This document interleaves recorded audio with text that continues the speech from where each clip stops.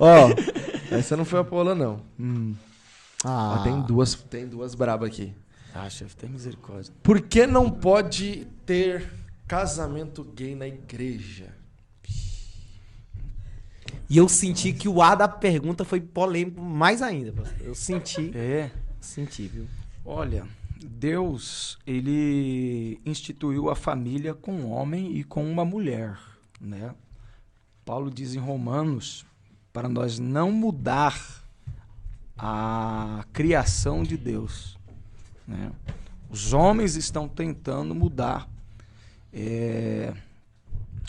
a criação de Deus.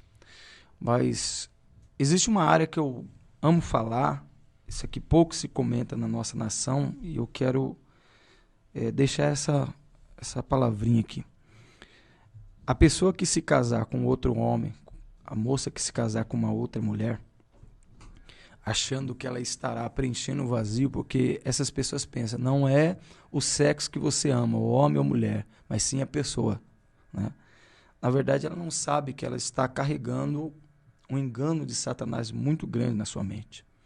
Pastor, mas como você explica pessoas que não têm aptidão sexual, cientificamente falando? Existem pessoas que nascem sem aptidão sexual. A igreja brasileira não sabe tratar esses assuntos aqui na nossa nação. E só existe um personagem da Bíblia que vai tratar desse assunto. E é Jesus. Ele fala que existe eunucos de nascença, eunucos feitos pela mão dos homens, e eunucos que se fizeram eunuco por causa da palavra. O que é um eunuco? Eunuco é alguém que nasce para servir. Nasce para servir uma família. Nasce para servir uma igreja.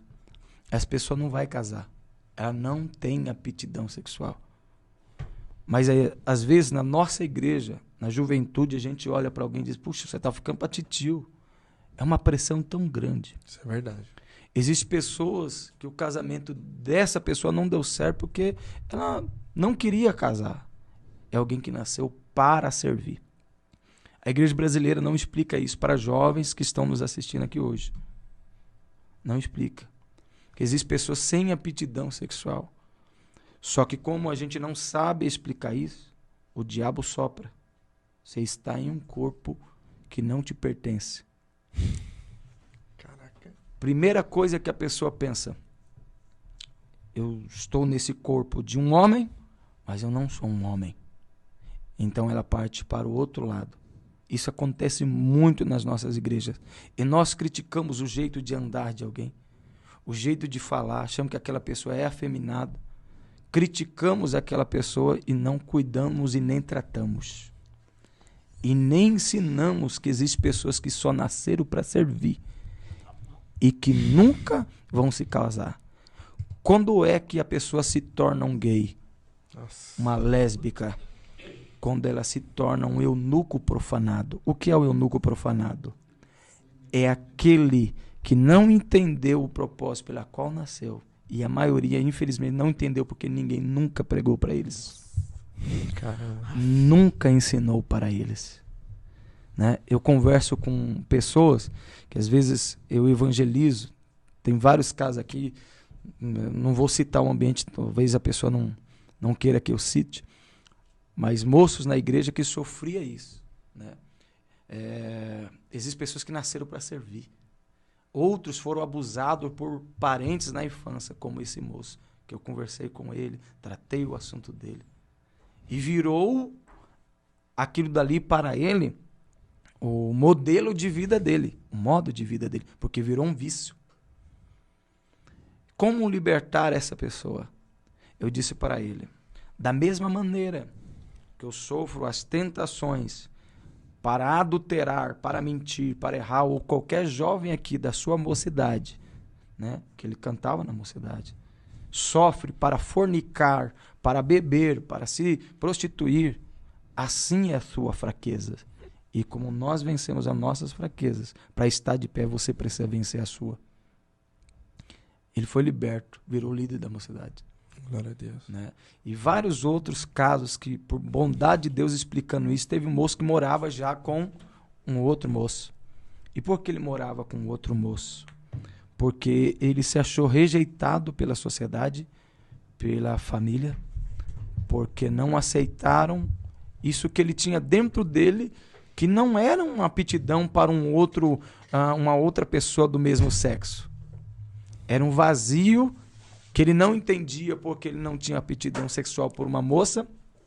Então ele recorreu, pensando por uma fala de Satanás, óbvio, por uma instrução de Satanás, que ele tinha que então se tornar um gay. Né? Eu conversando com ele, ele falou para mim assim: eu descobri, pastor, nessa sua fala, que eu não quero morar com essa pessoa porque eu amo ela. Eu pensava que eu amava, que eu ia amar alguém, me encantar com alguém. Hoje eu estou só para me preencher. Porque, na verdade, quando a gente parte para o outro lado, a gente descobre o grande vazio que é. E é isso que acontece com a maioria das pessoas. Você tá maluco. Não, isso que o senhor falou agora é muito importante de ser frisado, e eu confesso que eu nunca ouvi ninguém falar sobre isso. Na verdade, eu tive um pastor que ele me ensinou algumas coisas acerca da questão homossexual, e ele explicou essa parte da falta de aptidão sexual de uma outra maneira que eu também entendo que é muito interessante. Eu vou compartilhar e vou falar o que você acha. Uhum. Ele falou que existem mulheres, né, como homens e mulheres, que, o que você falou, nascem sem essa aptidão sexual. E ele falou que isso não é regra, mas ele já viu casos em que Deus prepara para uma pessoa que tem essa tendência homoafetiva, um homem que tem essa tendência a ser um gay, mas que está na igreja, que está lutando para permanecer firme, uma mulher que não tem essa aptidão sexual.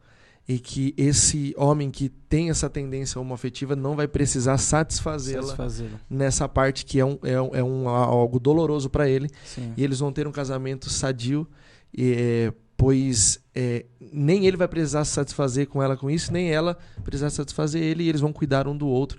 E vai ser um caso que Deus vai... nasceram para servir. Exato. Nossa, ou nasce para servir um reino, nasce para servir uma família, nasce para servir alguém. E pode ver que essas pessoas são caprichosas. Sim. Né? Arrumam, enfeitam um lugar melhor do que qualquer pessoa e são fiéis. Isaías 56 diz que o Senhor colocará esses servos chamados eunucos diante do seu trono para honrá-lo, todos aqueles que foram eunucos nessa terra. Meu Deus. Se a gente começasse a aplicar essa linguagem, ensinasse essa linguagem, gente, muita gente ia entender o propósito pela qual nasceu. Nossa. Você é louco, aula? Não tem nem comentário, né?